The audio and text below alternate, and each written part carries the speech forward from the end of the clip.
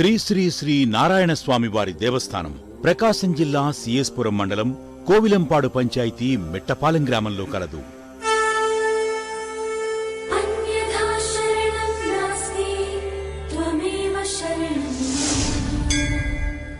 ఇది ఆలయం మాత్రమే కాదు, ఆస్పత్రి కూడా అని అంటారు.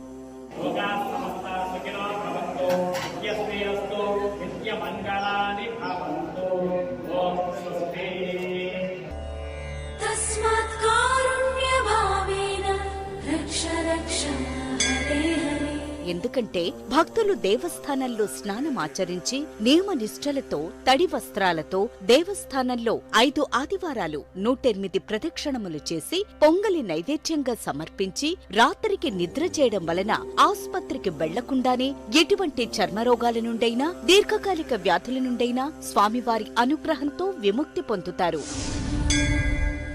ప్రత్యేకంగా శ్రీ స్వామివారి విభూది, పులకాపు నీళ్లు, మంత్రించిన మిరియాలు, సాంబ్రాణి వినియోగించిన వారికి సమస్త చర్మరోగాల నుండి విముక్తి కలుగును.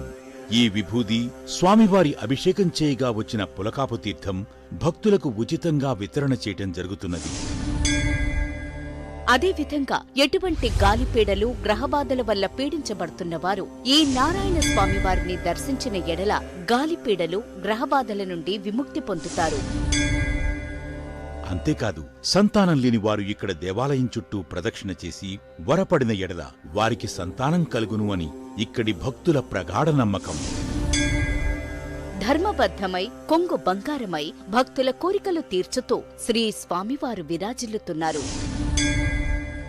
కావున 50 మంది భక్తులు ఈ ఆలయమునకు విచ్చేసి శ్రీ స్వామివారిని దర్శించుకుని శ్రీ శ్రీ శ్రీ నారాయణ స్వామివారి కృపకు పాత్రులు కాగలరని కోరుతున్నాము.